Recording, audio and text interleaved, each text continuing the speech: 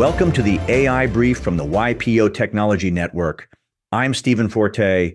So the AI job story just flipped, and not in the direction the headlines have been training you to expect. Today, I've got three things for you: who's actually getting laid off and why, where the smart money is rotating next, and the quiet ways the rules around all of this are starting to harden. The thread is simple. The build-out we talked about Monday is now reaching out and touching your people, your roadmap, and your lawyers. Let's start with the people. There's a new Gallup study that should change how you think about layoffs. It found that U.S. tech workers who use AI less than once a month are about 3 times more likely to be laid off than the ones who use it monthly or more. We're talking roughly 18% versus 6%. And before you say correlation, they controlled for age, education, and industry. The pattern held. In other words, inside a tech company today, AI fluency isn't a nice to have anymore. It's job security. But here's the part that I think matters more for you, because most of you don't run tech companies. You run companies that buy tech. Forrester found that 55% of companies that restructured around AI now regret it, more than half. And Gartner projects that about half of all the organizations that cut jobs citing AI will turn around and rehire for similar roles by 2027. Sit with that for a second. So the playbook, a lot of boards got sold last year. AI lets us do more with fewer people, cut headcount now, capture the savings. That playbook is already producing buyer's remorse at scale, because cutting headcount and capturing value are two completely different things. Firing someone is easy. Capturing the work they actually did, the judgment, the context, the relationships, that part doesn't come bundled with the software license. Here's my read.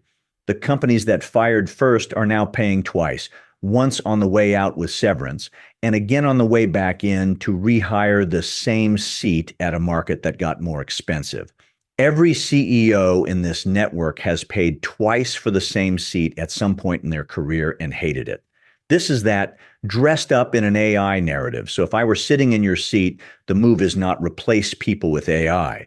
The move is make your existing people AI fluent before you touch the org chart.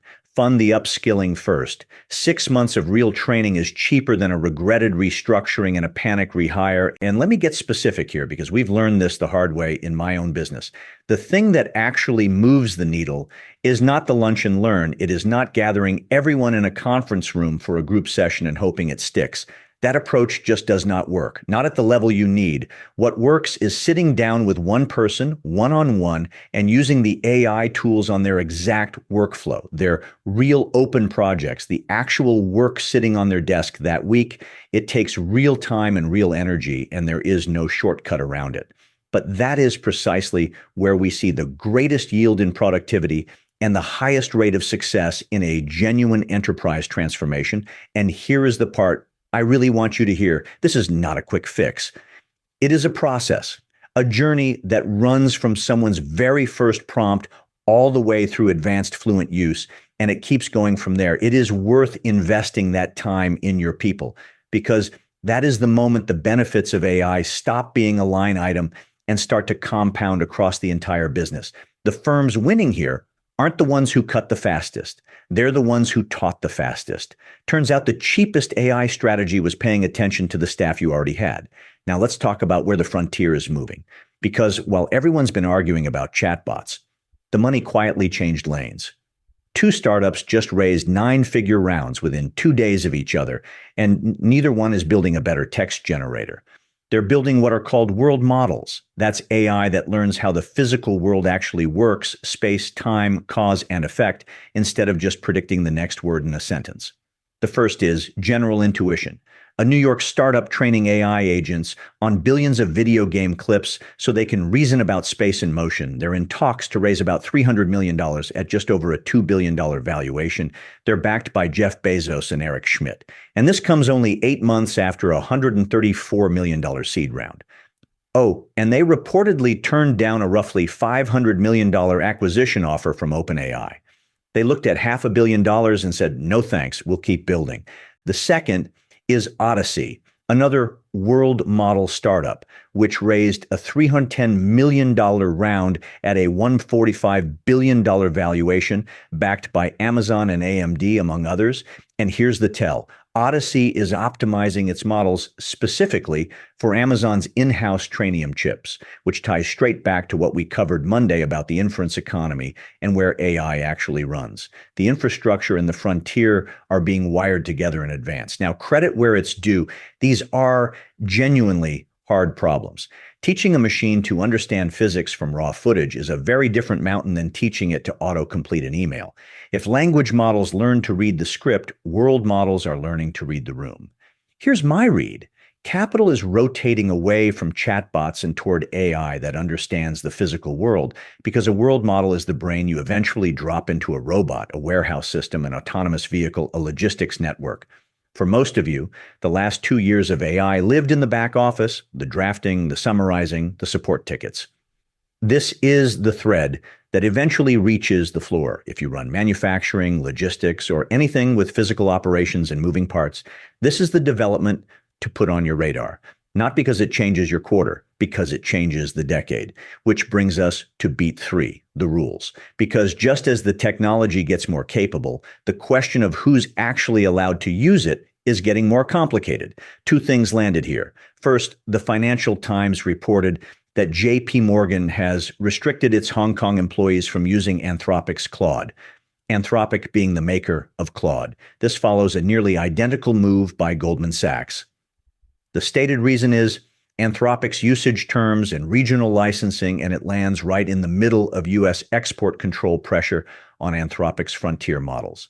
Export controls being government limits on which countries and companies can access advanced technology, and frontier models being the largest, most capable AI systems out there. So picture this: the same global bank, same approved AI tool, same internal policy, and an employee in New York can use it while a colleague in Hong Kong cannot. It's a software license that works in one office and is illegal in the other. Second thing, Congressman Josh Gottheimer is readying a bipartisan bill that would legally mandate government screening of frontier AI models for national security and bioterror risks before release.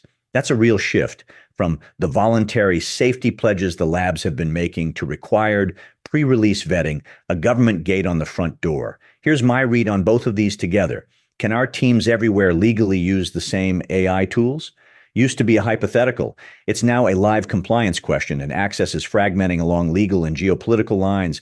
If you operate across borders, your IT policy and your legal team need to be in the same room on this, because the answer is no longer yes globally. And if mandatory vetting becomes law, every frontier release picks up a government checkpoint that affects timelines, which model you can deploy and when. Plan your roadmaps with a little slack in them. The honest summary is this: the era of AI companies grading their own safety homework is ending. The regulators and the lawyers have found the room, and they're not leaving. So pull the 3 threads together. On your people, AI fluency is the new floor. Train before you cut, because the firms that fired first are the ones rehiring now. On the frontier, the money is moving from machines that talk to machines that understand the physical world and that eventually reaches operations, not just inboxes. And on the rules, access is hardening along legal and geographic lines faster than most policies have caught up. People, frontier, rules, all 3 moving at once and all 3 downstream of the same build-out we keep tracking. If there's one line to take into your next leadership meeting, it's this: AI doesn't replace your people, your roadmap, or your judgment. It just raises the cost of being slow on all 3. That is the YPO Tech Network AI Brief for Tuesday, June 23rd. I am Stephen Forte. If this was useful, send it to a fellow member. I will be back Wednesday with more. Until then, stay sharp.